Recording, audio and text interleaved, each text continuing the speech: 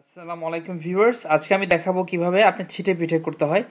ছিটে পিঠা এটা অনেক ইজিতে করা যায়, স্পেশালি আপনার ঝোল দিয়ে, তরকারি ঝোল দিয়ে বা মাংসের ঝোল দিয়ে ভীষণ মজা হয় এটা। আসুন আমরা দেখি আজকে কীভাবে করতে হয়।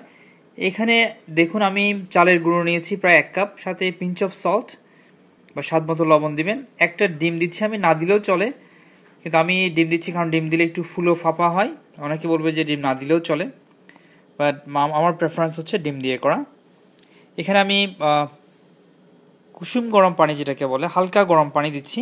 প্রথমে আপনি লবণ মিশিয়ে দিন, ভালো মতো নেড়ে নিন। আমি কুসুম গরম পানিটা দিয়ে ভালোভাবে নেড়ে নিচ্ছি, কোনো লাম্প যেন না থাকে।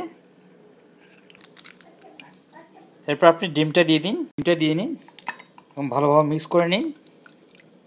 এখানে দেখতে পাচ্ছেন আমি ফ্রেশ জিঞ্জার আর আদা আর পেঁয়াজ দিয়ে পেঁয়াজের পেস্ট করেছি। এই জিনিসটা পুরোপুরি অপশনাল, কিন্তু এটা দিয়ে করলে খুব ভীষণ মজা হয়, একটু স্পাইসি হয়। ওই জন্য আমি শুরুতে দেখাইনি। এটা একটু আপনি পুরোটা দিবেন না, এখানে শুধু রসটা দিবেন এটা।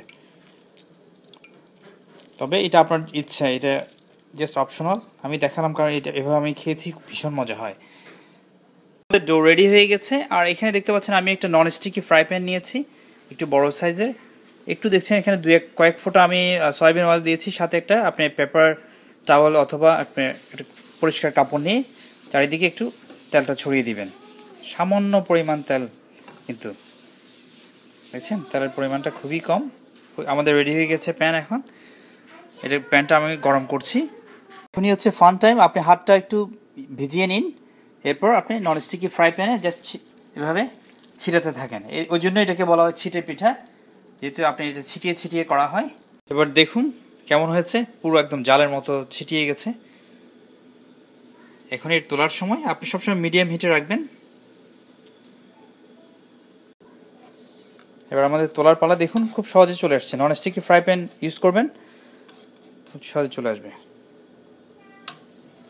দেখুন ইজি। আবারও একটু তেল লাগিয়ে নিন আর এটা পরিষ্কার করে নিন, রেডি হয়ে যাবে আবারও। একটু ট্র্যাডিশনের বাইরে গিয়ে জীবনকে সহজ করতে চান, সেক্ষেত্রে আপনি এই ধরনের একটা ব্রাশও ইউজ করতে পারেন। তবে ট্র্যাডিশনালি কিন্তু এটা ছিটিয়ে করা হয়, ওই জন্য এটাকে ছিটে পিঠা বলে। আপনারা নিশ্চয়ই জানেন। দেখুন ব্রাশ দিয়ে করলে কেমন হয়, এটা ব্রাশে করা, ছিটিয়ে না। তো আমাদের ছিটে পিঠা দেখতে পাচ্ছেন, আমি এই দুটোতে একটু ব্রাশের হেল্প নিয়েছি, আর এটা পুরোপুরি ট্র্যাডিশনাল ওয়েতে করেছি। খুবই চমৎকার হয়েছে খেতে। আমি একটু খেয়ে দেখেছিলাম, আর এই ধরনের একটু ঝাল তরকারি দিয়ে খেতে কেমন লাগবে আপনি বুঝতেই পারছেন।